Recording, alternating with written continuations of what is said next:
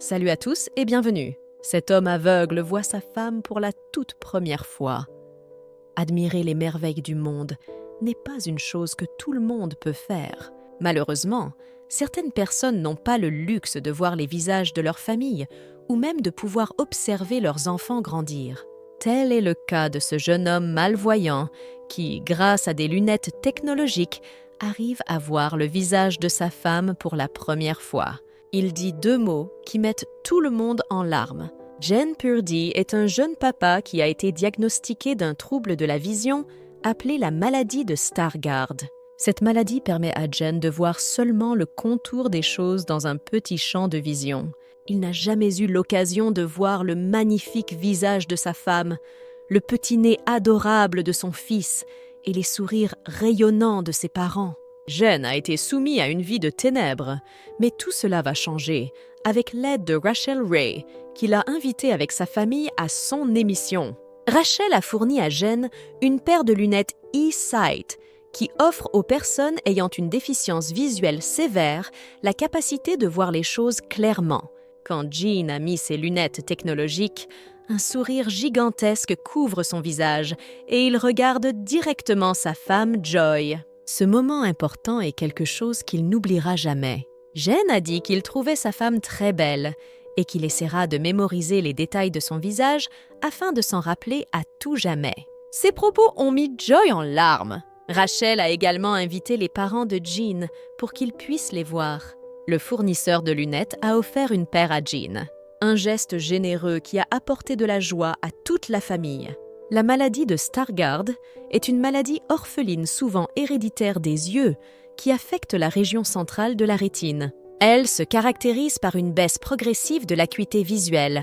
Cependant, les personnes atteintes de la maladie de Stargardt ne sont pas non-voyantes, mais malvoyantes. S'il leur est impossible de pratiquer certaines activités, comme conduire une voiture, leur acuité visuelle reste suffisante pour leur permettre de rester autonomes et indépendantes.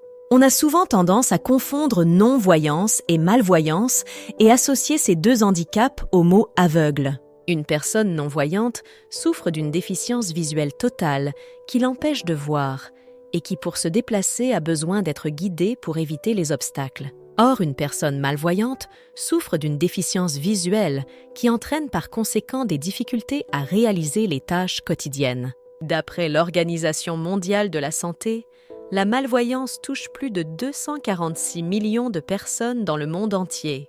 Le trouble de la vision centrale est le type de malvoyance le plus répandu. Ce sont les formes, les couleurs, mais surtout la vision des détails qui sont atteints. Il existe également le trouble de la vision périphérique, ce sont les champs périphériques qui sont altérés. Il existe aujourd'hui peu de recours contre ces maladies fortement handicapantes, qui ont souvent pour conséquence un repli social. Mais grâce à la technologie, ces personnes peuvent avoir une vision fonctionnelle, notamment en utilisant des lunettes. Encore une fois, la technologie vient innover au service de la médecine. L'idée est de redonner aux yeux des personnes malvoyantes leur fonction initiale, celle de voir.